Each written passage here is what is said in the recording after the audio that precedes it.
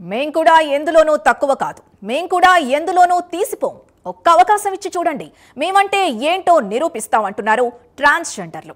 అన్ని రంగాల్లోనూ ప్రతిభ చాటుకుంటున్న ట్రాన్స్జెండర్లు తాజాగా తెలంగాణలో జరుగుతున్న సర్పంచ్ ఎన్నికల్లో కూడా తలపడుతున్నారు.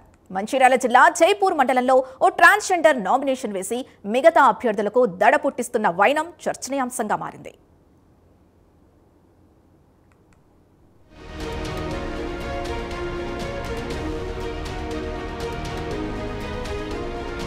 మేం కూడా ఎందులోనూ తక్కువ కాదు, మేం కూడా ఎందులోనూ తీసిపోము. ఒక్క అవకాశం ఇచ్చి చూడండి, మేమంటే ఏంటో నిరూపిస్తామంటున్నారు ట్రాన్స్జెండర్లు. అన్ని రంగాల్లోనూ ప్రతిభ చాటుకుంటున్న ట్రాన్స్జెండర్లు తాజాగా తెలంగాణలో జరుగుతున్న సర్పంచ్ ఎన్నికల్లో కూడా తలబడుతున్నారు. మంచిర్యాల జిల్లా జైపూర్ మండలంలో ఓ ట్రాన్స్జెండర్ నామినేషన్ వేసి మిగతా అభ్యర్థులకు దడ పుట్టిస్తున్న వైనం చర్చాంశంగా మారింది.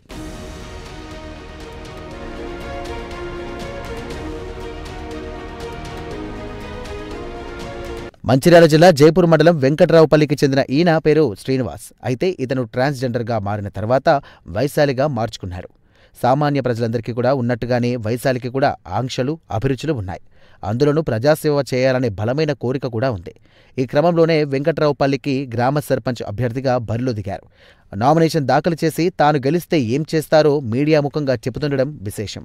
నా పేరు శ్రీను అలియాస్ వైశాలి.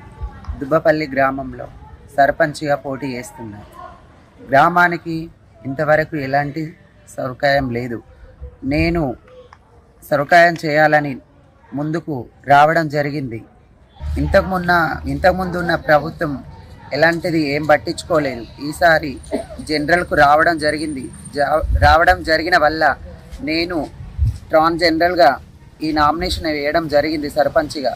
నేను మా ఊరు ప్రజలకు రెండు ఊర్లలో మంచి చేయాలని ఈరోజు ముందుకు రావడం జరిగింది. మోరీలు లేవు ఇంతవరకు.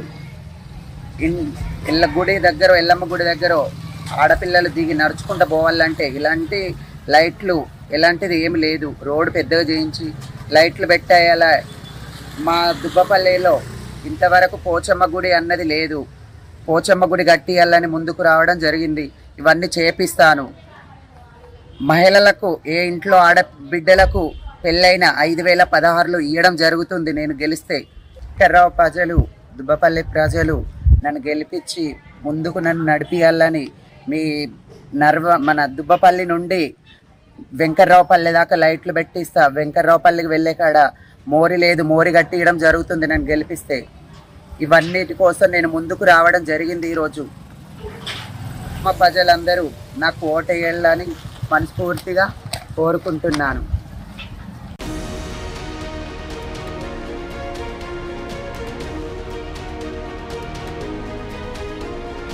గతంలో గెలిచిన సర్పంచ్ అభ్యర్థులు గ్రామాల అభివృద్ధిని పట్టించుకోలేదని, ఎన్నికయ్యేంత వరకు శ్రద్ధ కనబర్చి ఆ తర్వాత ముఖం చాటేశారని వైశాలి అంటున్నారు. అందువల్ల ఈసారి తనను సర్పంచ్గా గెలిపిస్తే గ్రామ అభివృద్ధికి తోడ్పడతానని చెబుతున్నారు. రోడ్లు వేయిస్తానని, డ్రైనేజీలు కట్టిస్తానని హామీ ఇస్తున్నారు. అంతేకాదు పెళ్లైన ప్రతి మహిళకు 5,016 రూపాయలు ఇస్తానని చెప్పి హామీ ఇవ్వడం గమనించాల్సిన అంశం.